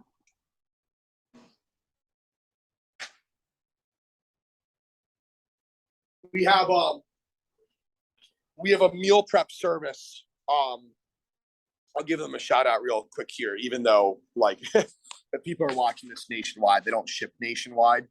They're called Kenny's Meals. My owner of Aries and the owner of Kenny's Meals are very close. So we hold a lot of his meals for customers that are in the area, so they can come pick up the meals that they ordered online, versus have to drive to him. Right. So it's like a local pickup type of option they can do through the website. Right. Yeah. And he just dropped off like 5-6 different meal samples for like me and for some of our workers, which is cool. Nice. Yeah, which is awesome. But yeah, I mean, going back to what I said, man, like I understand, like, you know, I'm not one of these delusional guys, so I understand that there's a lot that I need to work on, and like, you know, my last 2 shows that I did, Texas and Florida, I had to take a couple of weeks to really analyze the situation before I make an opinion based upon my placings. I'm a firm believer that most of the time the judges always get things right. Listen, I understand there's certain situations, and even myself, I put it out there. There have been certain shows where I do not agree with placings by any means, no matter what the division is. I just don't see it. I don't agree with it. I'll put it out there right now. The show that Kamal won, Kamal lost to Akeem Williams. Oh yeah. Florida, Orlando, right? Tampa Pro. Tampa. Right. I did not agree with that one bit. That placing was completely off. That was not good. Give me 1 second. That customer here. Sure. Sorry to the viewers. No, they're good. They only missed for the viewers. It was only seconds. Was it? Yes, it's only seconds. Oh wait, you can edit it. I can edit it. It's not live. I don't know I don't know why I was getting heated, because I was like, listen, I love everyone who comes to my store. I want to talk. Well, I want to talk and help logically thinking people. Yes. People who aren't going to ask dumb questions, like, you know, because like they say, no questions, dumb question. I beg to differ. Beg to differ. When you're like a 22-year-old and you're trying to get on test booster, probably shouldn't get on test booster. Yeah, if that's what if you come into a store, you're like, I want to get some test boosters. It's like, why do you want test boosters? Yeah, I had one guy listen to this. I had a guy who come in who was 22 years old who's like, I need a test booster because my testosterone's low. And listen, I work at a store. My goal is to sell things to make my store money, for sure. However, it's to sell things that I can justify. I'm not a GNC vitamin shop guy where I'm just trying to make money. Like, I'm actually here to help people. I'm here to help people and make money, right? So I have this kid come in who's 22 years old who says his testosterone's low and he needs a test booster. I said, how do you know that your testosterone's low? Did you go get blood work done? And he's like, no, I just have the symptoms of low T. And I said, okay, well, low T can be a lot of symptoms, you know. Let's narrow it down. What are your symptoms? And he gave me 2 that I was just like, dude, get out of my store. I'm having a tough time waking up with morning wood. That's what he said. He's like, I don't wake up with morning wood. And I'm like, I don't every morning either, boss. Yeah. My just fine. Okay. And then 2, he's like, I'm feeling more tired. And I said, dude, I feel tired every second of the day. I was like, no. I'm like, I'm not ringing you up for a testosterone booster. I'm not even going to go show you what testosterone boosters we have. You're 22 years old, boss. You're 22 years old, and this is what you're coming in for? Like, what? What? I'm like, if you are that concerned, go to your doctor and go get labs done and see what's up with your body. Like, don't be one of these people who's just like, I think that the issue is this, so I'm going to get this because it's like, no. Like, it's going to throw money at a problem you think exists. Yeah, and like, here's the thing, like, again, like, my goal is to sell things in a store that I work at, for sure. Yeah. But like, I have integrity and morals behind what I do as well. Right. Like, if someone's trying to gain weight, I'm not going to go to my fat burner section. You know, if someone's trying to lose fat, I'm not going to go to my mass gainer section. Yep. It's like, and if I have a 22-year-old, and most 22-year-olds tests are very good, very good. Sometimes we're just tired. Like, that's life. Yep. If if you're not getting a lot of sleep, maybe look for a sleep formula if that's why you're tired, not like your testosterone formula, like, Or maybe a little self-reflection and figure out why you're feeling like you have low T. exactly. And that's where, like, that should be the first thing. Then, like, if you actually legitimately think something's wrong with you, go get some blood work done. I don't know when the last time you got blood work was. Maybe you have some markers that are off, that are throwing it off for sure. Because listen, there could be something internally going on. Let's not dismiss that. That could be, you could be very right. Your testosterone might be off, but like, if it's off, then like your doctor should know and be prescribing you something stronger or helping you in another means or manner. You know what I mean? Yeah. My humble personal opinion. I could tell that I didn't feed the cats this morning because all three of them were just sitting there looking at me. You gotta cut me off, bro. Yeah, no, you're good. On for 2 hours now. Yeah, 2 hours. Yeah, I need to eat. Oh, but yeah, it's so important to just like find the root cause. Circling all the way back to what we first started talking about, like sleep. If you notice something's wrong, you need to actually sit down and address it. Don't just try to band-aid things with product or fancy sound acoustics. Like, if you have an issue, figure it out. Like, I have a lighting issue. I need to get better lighting. Yeah, I If agree. you think you have low T, get it tested. Yeah, exactly. Don't just come in here, especially because you're 22 years old. If you were in your 50s, I would say you absolutely need to go to your doctor and get blood work done. However, you taking my test booster right now will help you feel better, but it might not bring your levels up to a point that is a healthy level for you. So you should still get blood work, but it would be much easier to make that recommendation to a 50-year-old than it would be to a 20-year-old. And it's just like, right. It's the same thing with the kids who come in who are like, I need your strongest pre-workout. And I'm just like, don't. No tolerance. They're just like, I need 500 milligrams. I need hooligan, some crazy stuff. I'm like, you don't need that. Like, you think you need it, but you don't need it. Like, let's talk about some other stuff. And then I had one, I haven't seen it. I saw a customer 2 times. I never saw him after the second time. The first time he came in for Hooligan, which was a very strong pre-workout that we have here. Very strong, yeah. Very strong. And he finished it in half a month. Oh. And I was like, and it's 20 servings if you do the full amount. So half a month is 15 days if we say there's 30 days to a month. Yeah. But you're probably not working out every single day, and there's 20 servings. So how does that equate? And he told me that he works out 6 to 7 days a week. Sometimes he'll go back for another session and they'll take like 2 servings a day. And I'm just like, dude, way too much. I'm like, way glands are shot. And he said sometimes he would give it to his friend. Give me 1 sec, boss. Hold on. What's up? Break time's over.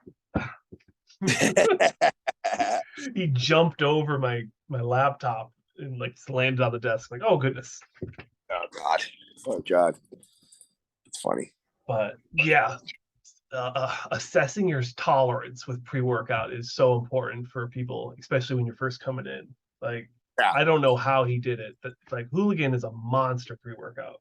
Well, especially when you're 16, 17 years old. Like, oh my god, you're fucking yourself, and like, you're gonna have some serious issues. You're gonna have some serious issues. I can't judge him because when I was like 18, 19, that was when like Jack 3D and No Explode were like bursting at the seams on the market. Yeah, with all the crazy. Oh gosh, I can't even remember all the stuff. Ephedra and DMA, DMA, DMAHA, all that all stuff. fuls, Oh, all of them, all the yeah. stim, all of them. I was never big. So I was never into a heaping amount of stim pre-workout. Mhm. I am more into steady stim throughout the day. Mhm. So I'm like, I'll have a cup of coffee. I'll have an energy drink. I'll Yeah. have workout, but I might cut my dose in half. This the company I'm sponsored by, for the minimum pre-workout, the minimum caffeine in our pre-workout, the one of the pre-workouts we have is 300 milligrams. Mhm. I might cut it in half. I Yeah. might do one plus our pump product, right? So like, if you think about that, that's only 450 milligrams of caffeine throughout the whole day, Yeah. not once. So Which isn't like bad. today I had a cup of coffee. I'm at the shop till 4 o'clock. It's 12 o'clock EST right now. So I'm here for another 4 hours. I'm only a cup of coffee into today with caffeine. And I was debating on having an energy drink right now and then also having a pre-workout, but I'm like, yeah, I feel okay. I don't feel too tired right now as I'm getting ready to be gone. So I'm a hypocrite, but I might, I might try to hold off on my energy drink for today and then just take my pre-workout, and then I'm only, like if I did a full scoop of pre-workout, I'd be at 400 mgs today, now in prep, you're running off stims. Yeah. Those are shot and you're running off stims. I'll have like my fat burner before fasted cardio. Then I might have coffee with my breakfast. Yeah. Just because that's my It's your routine. yeah, like there's It's no your guilty like, pleasure. I'm not looking for caffeine out of coffee. Right. You just You need know it. what I mean? It's just like it's what starts the day. Like your pastime? Is that Yeah. another? Is that kind of like your fixation, like your Passion, your indulgence. Oh my god. We're gonna have to wrap up. He is going crazy. We'll get that. We gotta get him. I've never seen him jump on my because I have like this mounting arm for the laptop. Everything is like mounted, everything's floating, and he's just climbing on. He's like, "Feed me." Yeah. Yeah, we'll let you guys be. We'll let you guys get some food. I'm gonna get some food in as well. Oh man, but yeah. Oh, okay. We'll try to get Jared on next week. We need to make this a weekly thing because it'll help me keep up to date on you guys a little bit better. Absolutely. Yeah. Sundays are good for me. Like I said, I'm in the shop, but as long as you guys, and hopefully if all three of us or four of us are on, you guys can still keep conversation going as if I have a customer come in and whatnot. Yeah. Just new schedule. I'll be in on Sundays, but Sundays is relatively slow. If you saw, I wasn't too far gone with those. And usually I won't be with my boss Sunday morning for that first little 30 minutes I was gone. Mhm. Like I said, we had to do some recording with some new products and stuff like that. So, That's good. so yeah, usually that won't be the case. Yeah. Yeah, let's see if we can lock it in for Sundays at 7. And then I think that'd be really fun. Have a weekly show. Yeah, 10-4 on that for sure. Cool. All right, man. Justin, plug your sponsors. We got Aries Nutrition, obviously, where you work. Yeah, I'll be quick with it. Aries Nutrition. It's I manage one of the locations here. You guys can check us out. You could hit me up for online coaching and posing. As we're getting into the winter season per se, there's not a lot of people who think to pose in their off seasons and whatnot. And I highly recommend, if you are new or just need to keep up with your posing, that you still pose in an off season setting. Yes. It's very beneficial. So, hit me up if you need posing, if you need any type of coaching, nutritional training coaching. Also, reach out to check out Centurion Labs for supplementation, Chula, for my posing trunks, as well as some other apparel, Liquid Sun Rays for tanning if you need tanning stuff. and they're they're attending at your show. You can plug in by code to save some money. But yeah, that's about it. Cool. Cool. And keep watching the podcasts. Yes. Keep checking Josh and but the Bodybuilding News Network. Yeah, we're slowly evolving into what I want it to be. So looking forward to the future. Keep it going. Yeah, that's the main thing. Just keep going. Yes. Hopefully, hopefully some of us that are on it now, not just with us three, but some of the other people you bring on will continue to make it big in this industry, and we can help promote you the best way as possible as well. Yeah. Well, I mean, Tonio just won the Legion Sport, and he's going to the Olympia again. So, I mean, some of my guests are really starting to, be successful. So it's really fun to know that I've been kind of a part of that in a very small way. Yeah. And it's a big way though. It helps out.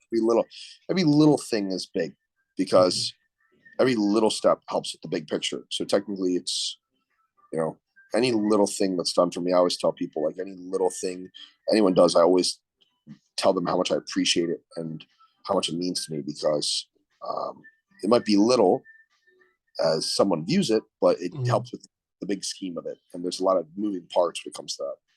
Right. Yeah. So cool. Get some food. I'm gonna get some food at me too. All right, man. All right. See you guys. Have a good one. Josh, take care, boss. Yeah, absolutely. No problem, man.